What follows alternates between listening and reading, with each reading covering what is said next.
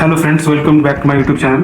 Friends, 54 GST Council meeting which is held on 9th September 2024. After that, CBIC issued a circular regarding clarification in respect of advertising services provided to foreign clients. Means अगर कोई advertising company foreign clients को advertisement service provide करती है, इन that case आपका place of supply क्या होगा। CBIC department को बहुत सारे रेफरेंसेस या फिर बहुत सारे प्रेजेंटेशन पेश किए गए रिगार्डिंग अगर कोई advertisement Indian advertising company foreign client को सर्विस प्रोवाइड करती है, एडवर्टाइजमेंट सर्विस प्रोवाइड करती है, इन that case place of supply क्या होगा। क्योंकि इसमें डिपार्टमेंट के द्वारा ये बताया जा रहा था कि place of supply of the service is India, in that case इसे एक्सपोर्ट बेनिफिट नहीं मिल रहा। इसी चीज को क्लैरिफाई करने के लिए ये सर्कुलर लाया गया है। फॉरेन कंपनी या फर्म कनेक्ट होता है इंडियन एडवर्टाइजिंग कंपनी के for planning, designing, advertising maximum customer reach कैसे होगा, एंड फिर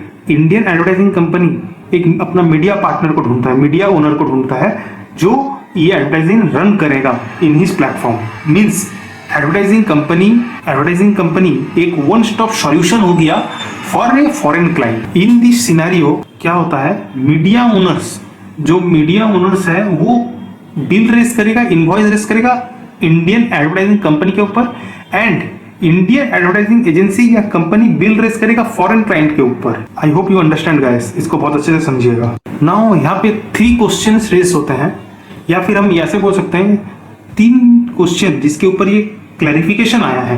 फर्स्ट क्वेश्चन इज दैट क्या Indian advertising company, first understand that यहाँ पे 3 पार्टी है, 1 foreign client, second Indian advertising company या agency, third media owners.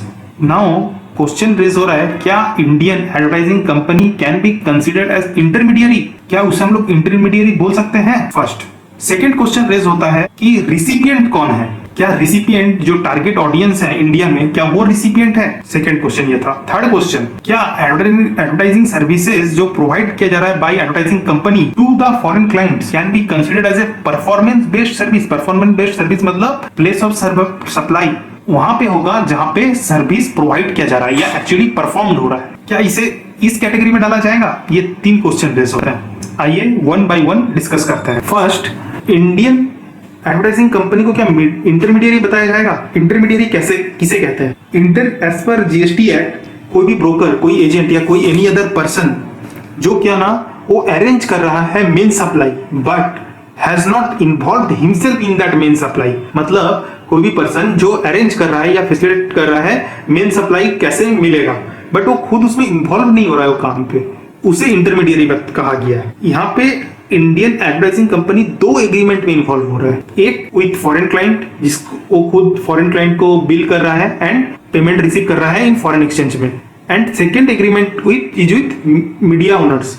Media owners उसे space provide कर रहे हैं एडवर्टाइजिंग रन करने के लिए या इंडियन जो व्यूअर्स हैं उनको मैक्सिमम रीच के लिए, एंड मीडिया जो कंपनी है वो एडवर्टाइजिंग कंपनी के ऊपर बिल रेस कर रहा है एंड पेमेंट रिसीव कर रहा है। सो यहाँ पे 2 distinct principal to principal supply है and no agreement of supply of service between media company and foreign client. In that case Indian advertising company is not acting as an intermediary. इसे हम लोग और भी ऐसे समझ सकते अपने लैंग्वेज में। एडवर्टाइजिंग कंपनी फॉरेन क्लाइंट से कॉन्ट्रैक्ट ले लिया कि आपका हम यहाँ पूरा इंडिया में एडवर्टाइजमेंट चलाएंगे। अब जो इंडियन एडवर्टाइजिंग कंपनी है वो देख रहा है कौन सा मीडिया पार्टनर अच्छा रहेगा, कौन सा मीडिया पार्टनर से उसको बेनिफिट ज्यादा है, कहाँ पे कस्टमर रीच ज्यादा मिलेगा उस एडवर्टाइजमेंट का, ये सब देख रहा है Indian advertising company. Also foreign company क्या कर रहा है, only doing follow up with Indian advertising company.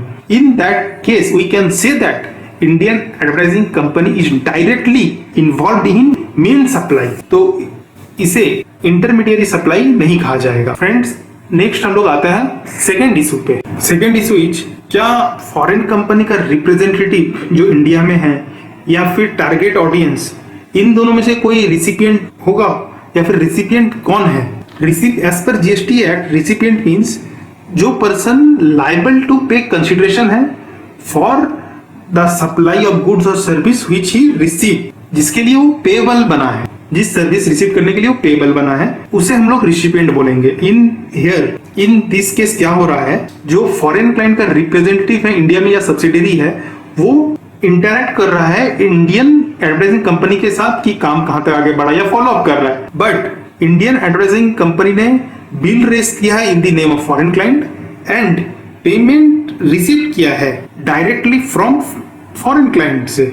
In that case recipient होगा वो फॉरेन क्लाइंट, ना ही वो representative of that foreign client, ना ही target audience. Only recipient is foreign client.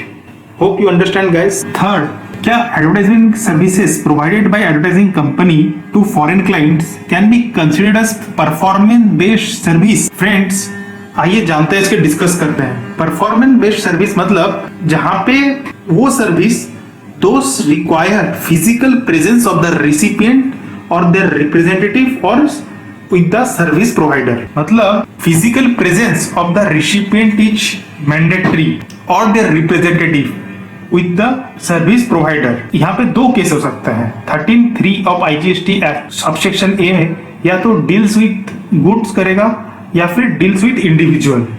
Both cases में physical presence of the recipient और their representative is required. Here in this case advertising services में आपको physical presence रहना of the recipient और representative is not required. In that case place of supply of this service means advertising service cannot be determined under section 13 subsection 3 of IGST Act। means इसे हम लोग performance based service नहीं बोल सकते। Now जबकि ये advertising service section 13 subsection 3 से लेकर 13 तक ऑफ IGST एक्ट के किसी भी प्रोविजन में फॉल नहीं कर रहा है, इन दैट केस हमें देखना पड़ेगा सेक्शन 13 सबसेक्शन 2, जहां पे बोला गया है the place of supply of service shall be the location of the recipient of service. Means recipient of service कौन, यहाँ पे रिसिपिएंट कौन है, foreign client. In that case इसे हम लोग एक्सपोर्ट मानेंगे। Means place of supply is outside India and export के बेनिफिट्स इस सर्विस के लिए अवेलेबल होंगे subject to fulfilment of section 2 subsection 6 of IGST act. However ये सर्कुलर में ये भी क्लैरिफाई किया गया है, अगर advertising company located in India अगर वो एजेंट की तरह एक्ट करता है, मींस यहाँ पे agreement between media owner and foreign client है and payment media owner directly receive कर रहा है फॉरेन क्लाइंट से, in that case advertising company as a intermediate होगा। In that case advertising company intermediate होने की वजह से place of supply of location India कहलाएगा। I hope you guys understood this circular very well. अगर कुछ query है तो आप मुझे कमेंट बॉक्स से कमेंट कर सकते हैं। Thank you friends.